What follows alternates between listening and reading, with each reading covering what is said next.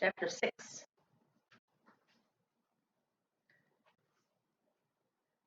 A queer noise in the night. At last, it was dinner time, and the children had sat down to see what Henry had in his bundles. "I bought another loaf of brown bread at the store," said Henry, "and some more milk. Then I bought some dried meat because we can eat it in our hands, and I bought a bone for Watch." Watch looked hungrily at the bone and lay down at once to eat it.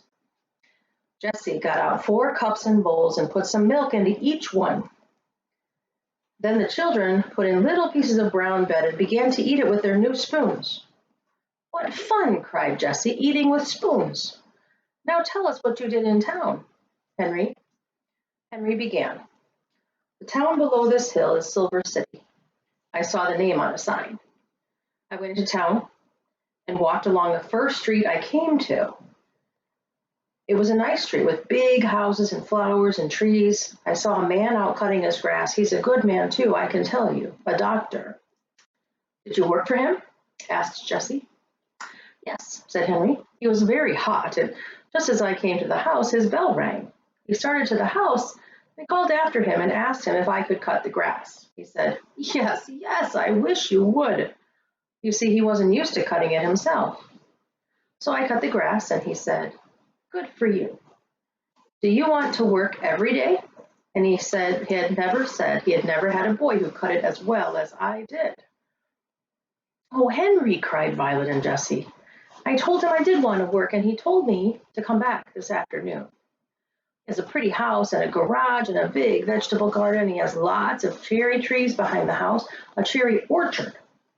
You should see the big, beautiful red cherries. Well, when I was cutting the grass near the kitchen, the cook came out to the kitchen and watched me. She asked me if I liked cookies. I said I did, and she gave me one. 'What did you do with it?' asked Benny hungrily. 'When she went back into the kitchen, I put it in my pocket,' said Henry, laughing. 'Did she see you?' cried Jessie. 'Oh, no,' said Henry. 'I played I was eating it. For a long time I carefully ate away on nothing at all.' Benny began to look at Henry's pocket. It did look funny. Henry went on. 'When I came home, the doctor gave me $1, and the cook gave me this bag.' Henry laughed at Benny and pulled the bag out of his coat pocket. In it were 10 delicious brown cookies. "Oh, oh," cried Benny. "Please, Jessie, let's have cookies for dinner." "Yes, indeed," said Jessie. And then Henry opened his last bundle. "I thought we ought to have a tablecloth," he said, "so I got one at the store, but it wasn't hemmed." Violet begged, "Oh, let me hem it." She took her scissors out of her work bag and cut the 2 ends even. But before she began to hem the pretty blue tablecloth, she helped Jessie rinse and wash the dishes and put them away. Benny helped too. When Henry said goodbye and went back to town, all the children were working happily. Watch was trying to make a hole with one paw to bury his bone in. "I'll help you bury your bone, Watch," said Benny. "Oh, no, Benny," said Jessie. "Watch wants to bury his bone himself. You come and help me. I'm going to make a broom for the house." For a little while, Benny ran around finding sticks for the broom. But he soon went to sleep on the ground with the dog for a pillow. The 2 girls sat by the brook. Violet was hemming the blue tablecloth, and Jessie was making the broom with a long stick for a handle. When Henry came back at supper time, the broom with its long handle stood in the kitchen, and the new tablecloth was hemmed. Henry admired the broom and the tablecloth, and then he gave Jessie a small bundle. "Oh, butter!" cried Jessie, her eyes shining. It was butter, yellow and sweet. The 4 children had not had any butter for many days. At last they sat down to their fine supper. "Now this spoon is a magic spoon," said Henry. "Turn it around and use the handle, and it is a knife." He showed Benny how to put the butter on the brown bed with his magic knife. With the dried meat, bread and butter, milk and cookies, the children could not ask for a better supper. "What did you do this afternoon?" Henry asked Jessie. "Well, I washed the doctor's car. Then I washed the walks and the windows. Tomorrow I'm going to work in the garden." Then he looked at the brook. "Oh, how I would love to have a swim in that nice, cold water." Henry was hot and sticky as he looked at the waterfall. Maybe we could make a swimming pool, he said. We could build a dam out of logs. Oh, yes, we could, said Jessie. Violet and I know where to find some logs and some big flat stones. You do? Said Henry. Yes, said Jessie. They're not far away. And just a little way below here is a pool now with sand all around it, but it's not big enough to swim in. Is that so? Cried Henry.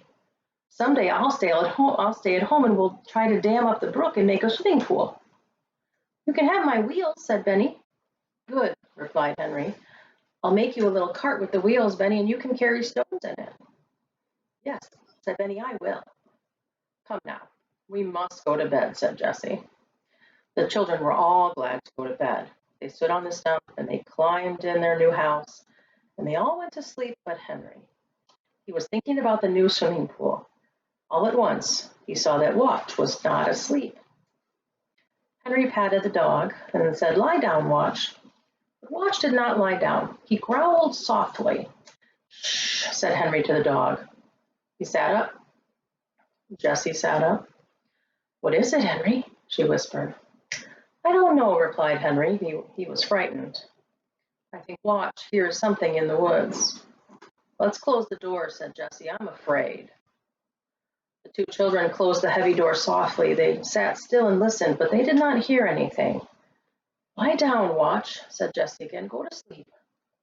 But Watch did not go to sleep. He growled again.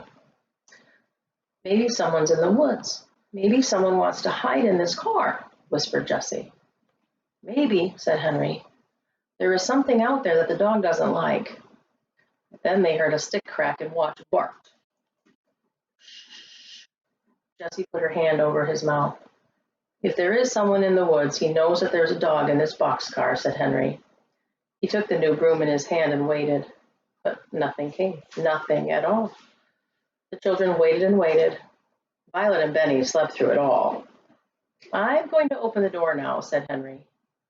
They opened the door softly and then listened. The dog sniffed a little. Then he turned around 3 times and laid down. He put his head on his paws.